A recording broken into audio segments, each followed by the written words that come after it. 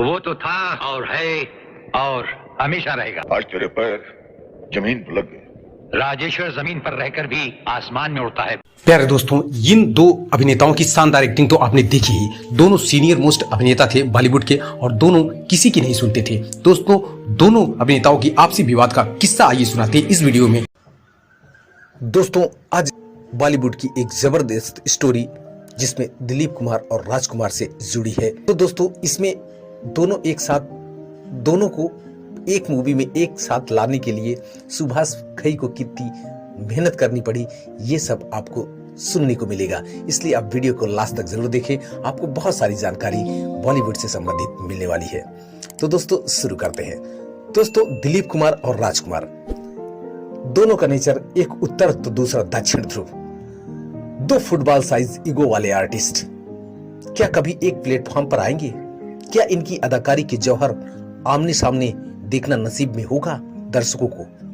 एक दौर था जब फिल्मों में जरा सा भी दखल रखने वाले इस तरह के सवाल फिल्मी रिसालों के सवाल जवाब के कॉलम में पूछा करते थे। बेचारे संपादक यह लिखकर खामोश हो जाया करते थे कि इस जन्म में तो नामुमकिन है। खुद बड़े कद वाले प्रोड्यूसर डायरेक्टर के लिए दो बड़ों को आमने सामने खड़ा करना एक चैलेंज रहा।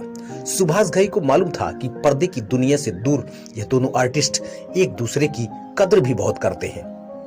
दिलीप के साथ सुभाष घई विधाता और कर्मा बना चुके थे। उन्होंने दिलीप कुमार को तो मना लिया और फिर कुछ दिन बाद राजकुमार को भी मना लिया। सुना है कि इसके लिए उन्होंने दिलीप कुमार से राजकुमार को फोन कराया था। दोनों ने सलाह कर शर्त यह रखी थी कि आमने सामने टकराने वाले सीन ऐसे ना हो कि जिसे लोग कहें कि इसने इसकी छुट्टी कर दी है। फिल्मी रिसाले भी अंगीठी के नीचे पंखा झलकर खूब हवा दिया करते थे। इससे पहले दोनों ने पैगाम सन 1959 में की थी। हालांकि उम्र में दिलीप कुमार से छोटे थे राजकुमार, लेकिन रोल बड़े भाई का किया था और उस जमाने में राजकुमार का कद भी दिलीप कुमार के मुकाबले बहुत छोटा था और एक स्ट्रगलिंग एक्टर थे। एच.एस. रवेल ने संघर्ष में दोनों को साथ मिलाने की कोशिश की थी, पर बात नहीं बनी। तब संजीव कुमार को उसमें लेना पड़ गया था। लेकिन पैगाम के 32 साल बाद सुभाष घई सौदागर में उन दोनों को एक साथ लाने में कामयाब हो गए।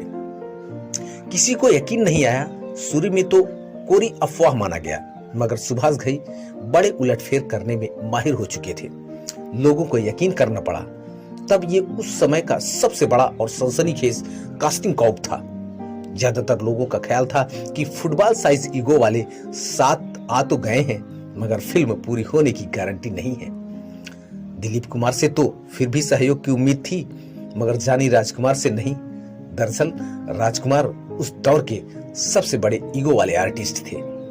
न मालूम कब किस बात पर और किससे नाराज होकर फिल्म छोड़कर चल दे, मगर सारे अंदेशे गलत साबित हुए। हालांकि सुभाष को कई सीन अलग अलग शूट करके उसे आपस में मिक्स भी करना पड़ा। बहरहाल फिल्म बनी और बड़ी सुपरहिट भी हुई। बहुत ही हिट नहीं हुई, मगर यादगार तस्वीर तो बन ही गई। जिंदगी के आखिरी 2 साल राजकुमार ने बहुत तकलीफ में गुजारे। उन्हें कैंसर हो गया था। उनके अभिन्न मित्र दिलीप कुमार को जब राजकुमार की बीमारी के बारे में खबर हुई तो उन्होंने फोन पर खैरियत ली। राजकुमार कैंसर जैसी बीमारी के आखिरी स्टेज पर थे, मगर उन्होंने फिर भी अपनी यूनिक स्टाइल नहीं छोड़ी। उन्होंने बोला, यूसुफ, जो कि दिलीप कुमार का नाम था, यूसुफ, हमें सर्दी जुकाम थोड़ी ही होगा, जानी हमें कैंसर हुआ है, कैंसर।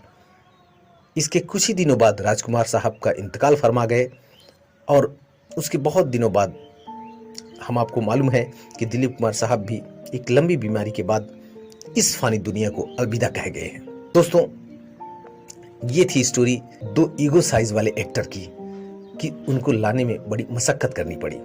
ऐसी और फिल्मों से जुड़े स्टोरी खूब दोस्तों, इसलिए आपसे गुजारिश है कि चैनल को सब्सक्राइब जरूर करें ऐसे कहानियों के लिए।